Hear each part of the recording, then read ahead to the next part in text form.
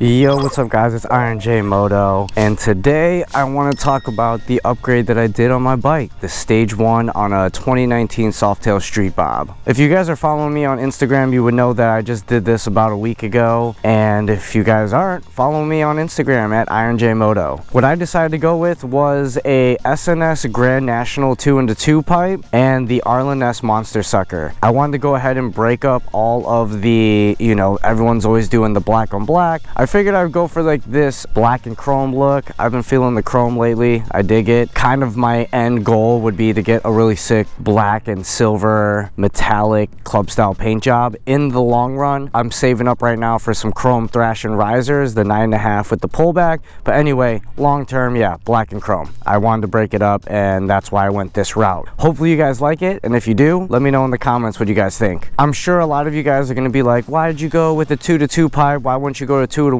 I thought this was a really unique exhaust. I feel like not many people have this exhaust. Like, it looks super dope. But the cool thing about this pipe is that it has a crossover header pipe. So it actually goes 2, and then right in this little area right here, they come into 1, and then they go back out into 2. So it's a 2 to 1 to 2. Should perform, at least on their website, does say that it performs like a 2-to-1 exhaust. And then obviously, if you guys have been following me since my Sportster, I had a Monster Sucker on my Sportster 883 a long time ago, and I just love this style. I know it's not a lot of people's cup of tea when it comes to the 90-degree air filter, but I like it. I think it's super dope. I love that it's like this gigantic cone, and you can like literally hear it sucking in air. The best part about motorcycles is you could do whatever you want to it. It's your bike, it's your self-expression, and honestly, I think this one's dope, so I went with that. If any of you guys have been interested in this pipe, I'll go ahead and leave a link in the description below. I feel like a lot of people ask a lot of questions in regards to this pipe. So a few things that I do want to cover. SNS does have a new brake pedal that you're going to have to get that will allow the clearance needed for this exhaust header pipe. Basically what happens is they give you a brake pedal, and then they also give you these spacers that will go right here. I don't know how big, maybe a quarter or a half inch, I really can't tell, that you'll put right here, and that kind of extends out the foot peg bracket, so then that way you have that clearance here so it doesn't touch the header pipe. There is a video that they have in regards to installing this that, again, I'll link that in the description below as well. Another question that I get is, can you have a passenger peg? And yes, they do sell a passenger foot peg that does go on the brackets of the exhaust. So as you can see, I do have a passenger foot peg as well. The one thing that is unfortunate, but you just kind of have to deal with it, and it's one of those things where if it works for you, it works for you, or if you ride with a passenger a lot, if they're willing to compromise for that. Obviously, you're gonna do whatever works best for your riding setup. But for me, I don't really ride with a passenger, but in case I ever do, it's usually for short distances around town, so I didn't mind doing this. So this right foot peg kind of comes up over here, but then it comes up a little bit higher than the left foot peg. Now, it's not by much, but what I did is you have these 2 holes. I originally had it here on this, which makes it lower to the ground for the left foot, but I moved it over to the top hole just to bring it up a little bit more to match the right side. Now, it doesn't match the right side in height completely, but if you were to ask me, I'd say your right foot's like right here, and then the left foot would probably be right here.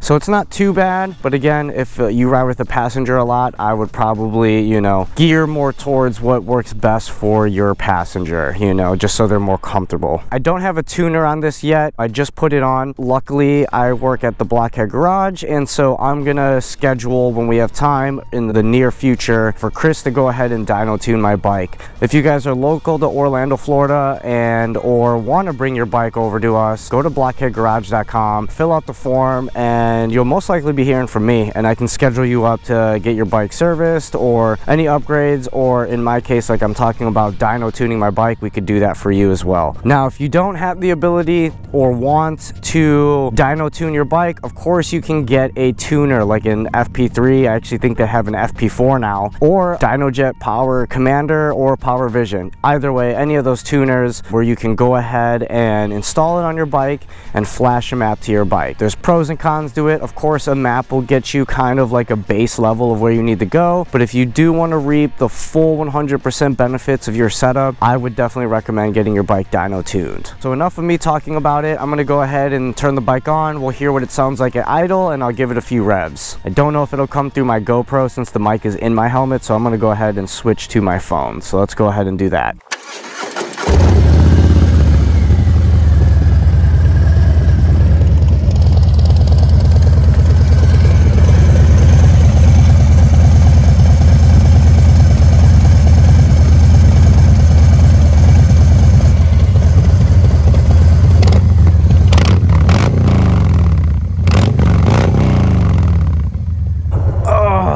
Man, it is freaking, it's a hot day out here in Florida. You got people out here by the lake, walking their dogs, fishing, chilling. This guy over here just kicking. All right, let's hear how it sounds getting on it. Woo!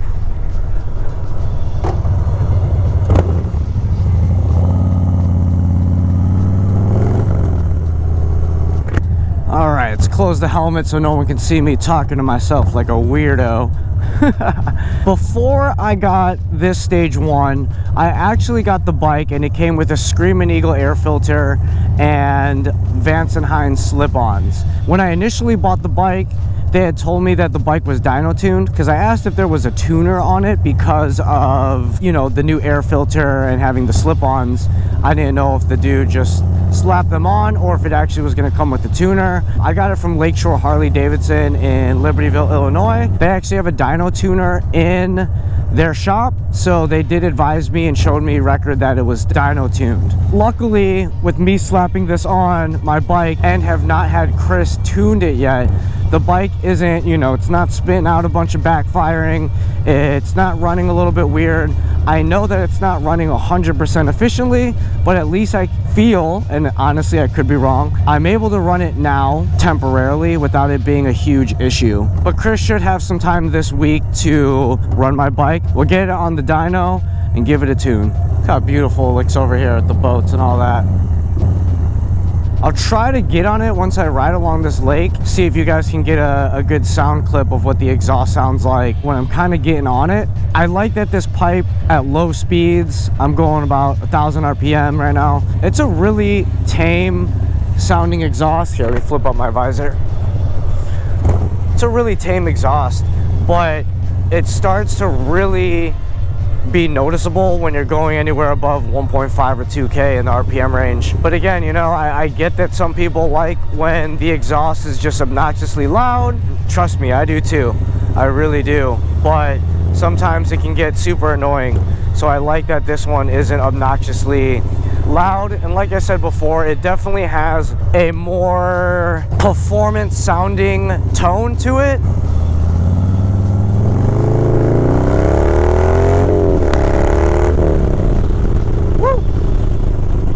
Hopefully it doesn't come in too windy on the mic.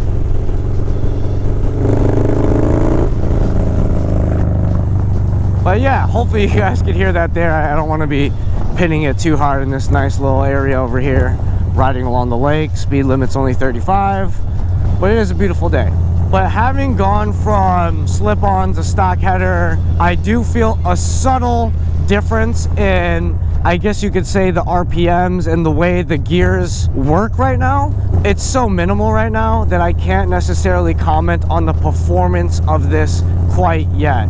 And what I want to do is bring my bike to the shop, have Chris tune it. Once he does his dyno run, do a follow-up video to this setup in my stage 1. So if you guys aren't subscribed, please subscribe now so you can stay in touch and follow my bike build and the follow-up video to this stage 1 video. If you aren't, follow me on Instagram. I tend to hang out on Instagram more than anywhere anyway, at IronJMoto. But yeah, I think I might just end the video here. Enjoy this beautiful day, this beautiful ride along the lake.